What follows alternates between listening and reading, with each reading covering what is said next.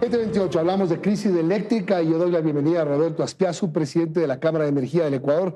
Roberto, gracias por acompañarnos. Empecemos por lo más nuevo que ha pasado, que es este encuentro de la ministra Inés Manzano con el ministro Camacho de Energía de Colombia. Vamos a ver las imágenes nuevamente del encuentro. Y el ministro fue claro en decir, o ha sido claro en decir, mientras las condiciones lo permitan, estamos dispuestos a ayudar al Ecuador, pero esperamos que las condiciones lo permitan. Eso es un sí, pero no. De la información que tenemos, Colombia ha recuperado embalses y tienen una normativa según la cual esos embalses tienen que recuperarse al menos hasta el 50% para poder exportar energía. Energía hidráulica. Energía de cualquier naturaleza, en realidad. Si los embalses se recuperan, nos venden exactamente, okay. Es así. Nosotros hemos venido comprando a Colombia en el mercado de valores, en la bolsa, energía desde luego más cara, pero ahora hay una propuesta de una empresa colombiana privada que entiendo es generación eléctrica que nos ha ofrecido 200 megavatios.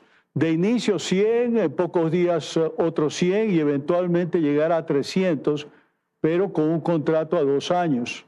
Es decir, contrato a 2 años, es interesante. Es decir, es algo parecido a lo que se tiene con las barcazas de generación en firme, que es lo que estamos requiriendo, y los costos estarían, de acuerdo a la propuesta, alrededor de 17 centavos de dólar el kilovatio hora, que luce conveniente porque, repito, lo que se compra en bolsa, eso está entre 33 y 38 centavos. O sea, un poquito más caro que lo que cuesta la barcaza. Por ahí. Y bastante más barato que la energía que nos estaba vendiendo el Estado. Por ahí, pero con la particularidad que uno paga un fee por la reserva de la potencia y otro fee cuando esa capacidad disponible genera en favor de el Sistema Nacional de Electricidad. A ver, esta es una noticia importante entonces. Hay una empresa privada colombiana que nos está ofreciendo vender entre 200 y 300 megavatios. Es correcto. Con un contrato a 2 años a 17 centavos más o menos del kilovatio hora. Con los precios actuales del petróleo, pues no siempre hay que destacar se ajusta. eso. ¿Cuál es la empresa?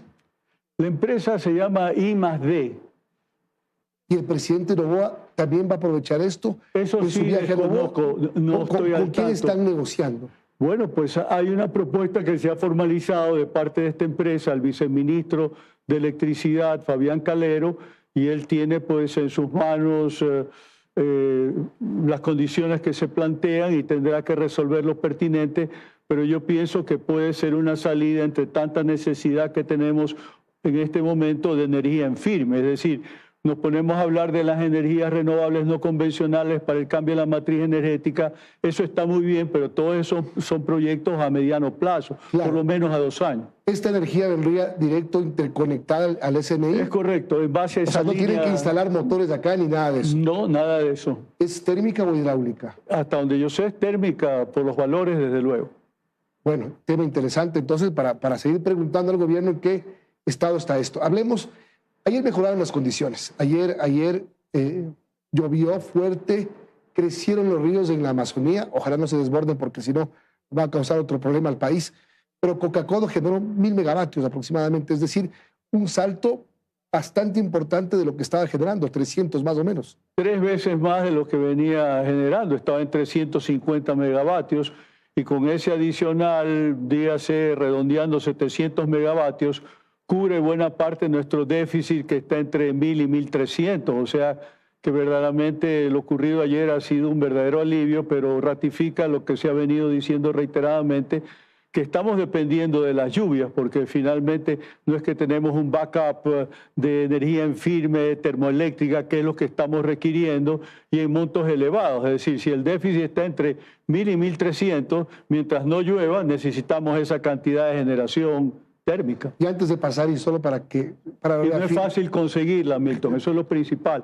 Eso no lo vamos a conseguir de la noche a la mañana. Es todo un proceso que va a demandar no solamente semanas, sino meses, y hay que ver cuánto conseguimos para diciembre, a fin de que para entonces la situación pueda estar regularizada. Pero por ahora dependemos de las lluvias. El presidente ha dicho que han conseguido más de 300 megavatios, 100 de la barcaza y el resto de recuperación térmica. 354, pero de todas maneras, aún con esa recuperación y los 100 de la barcaza turca, estamos con el déficit señalado durante los últimos días de la semana pasada del rango entre 1.000 y 1.300, ¿no? Megavatios. Ha dicho que para diciembre se solucionaría la crisis.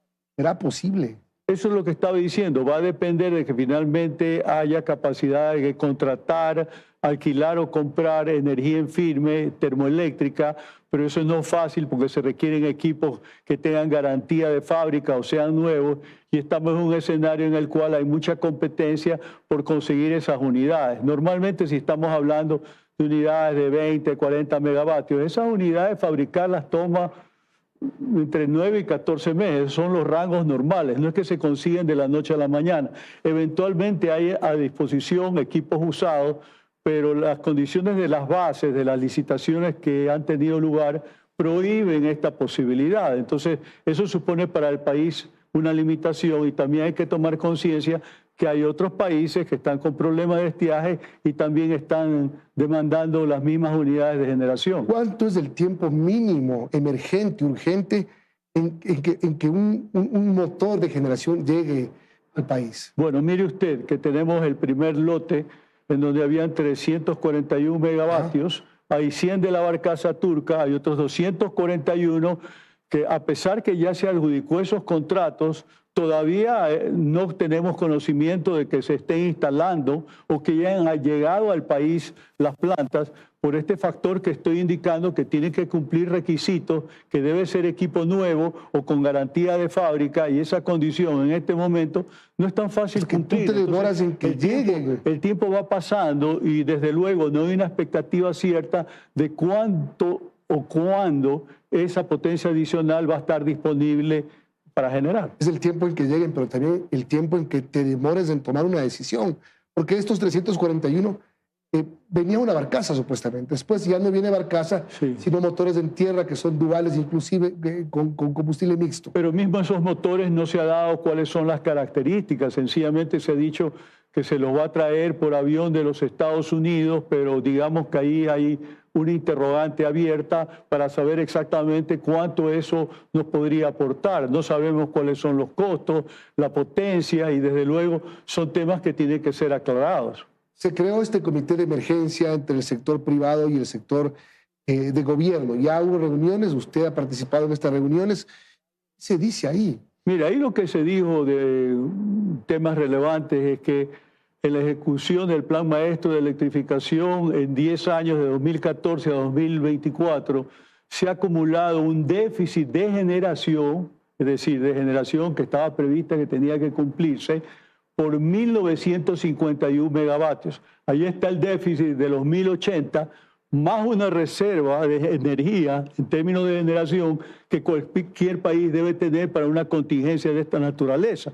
Así que eso a usted le da la pauta de que desgraciadamente el sistema que tenemos nosotros, estatista, monopolizado y con subsidios, termina desequilibrando las finanzas de las propias empresas eléctricas, porque el Ministerio de Economía y Finanzas no paga oportunamente los subsidios, que son consecuencia de que tenemos una tarifa que se vende por debajo de costo. En promedio, 9 centavos de dólar kilovatio hora, cuando los costos se estiman que están en 15. El subsidio anual está en un rango entre 1.000 y 1.100 millones de dólares y se cobra poco más de 2.100 millones a los usuarios. Más o menos esas son las cifras gruesas. Bueno, se acaba de aprobar la ley No Más Apagones 2.0. ¿Hay garantías ya al fin de que el sector privado pueda participar, invertir, recibir lo que invierte? Vamos a ver si funciona o no. Yo personalmente tengo mis reservas, hay aspectos positivos, otros que no lo son tanto.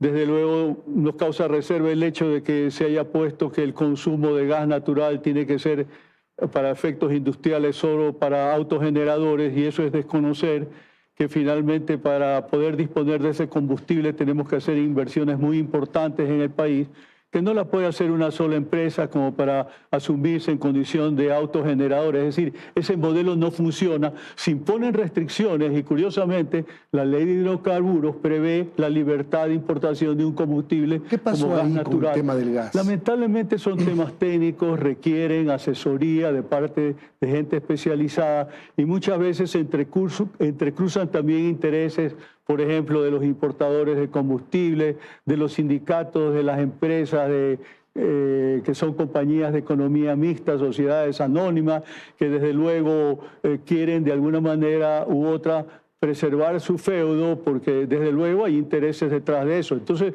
una ley que debe tener alto componente técnico se comienza a desnaturalizar, incluyendo temas, por ejemplo, el despacho preferencial queda solamente para 10 megavatios, aun cuando la capacidad de generación de los nuevos proyectos va a ser de 100 megavatios en base a la iniciativa privada, ya sin sujetarse al engorroso proceso de PPS. Y creo que eso, por ejemplo, es un adelanto, es algo positivo, pero finalmente yo creo entregar un mensaje. Todas estas iniciativas finalmente deben apuntar a generar confianza en el país. Si usted me pregunta a mí si esa confianza está generada en este momento, yo creo que le diría que no como debería, porque usted tiene todo un paquete de un primer lote de proyectos de energías renovables no convencionales que ha sido adjudicado, un total de 10 contratos, hay una inversión de $1.000 millones, pero todavía no tiene uno de esos contratos en ejecución.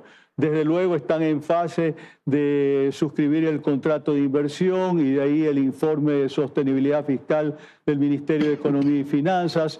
Y desde luego todo eso implica trámite de meses y más meses que tiene que ser acortado, porque finalmente la posibilidad de que el sector privado participe en la generación de energía eléctrica está menoscabado con mucho debido a estas dilatorias burocráticas.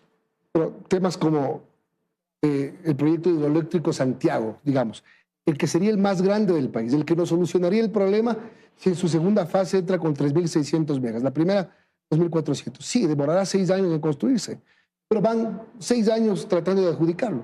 Yo le pregunto, Milton, ¿desde cuándo ese proyecto está en PowerPoint? Y no hemos sido capaces, desde hace 12 años por lo menos está en PowerPoint Santiago, si no es más.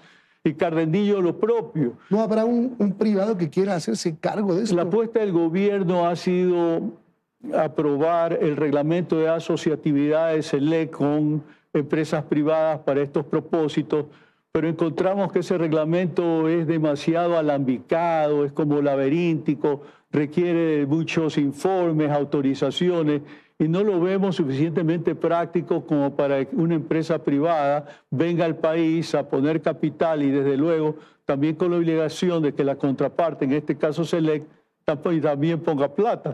Entonces, yo no lo veo tan funcional por ahora, mantengo mis reservas sobre el particular. Roberto Aspiazu, gracias por habernos acompañado hoy. Un gusto.